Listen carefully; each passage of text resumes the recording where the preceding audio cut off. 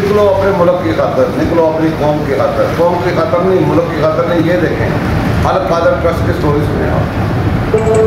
अल Qadir corruption case है क्या?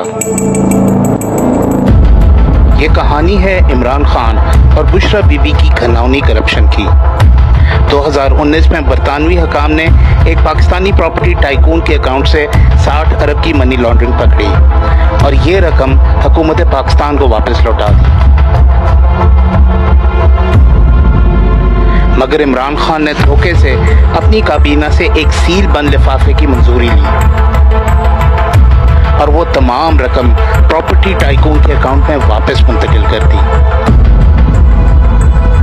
और इसके बदले इस प्रॉपर्टी टाइकून से अल कादिर यूनिवर्सिटी के लिए 458 कनाल ज़मीन बतौर रिश्वत ली, जिसकी मालियत 7 अरब रुपए थी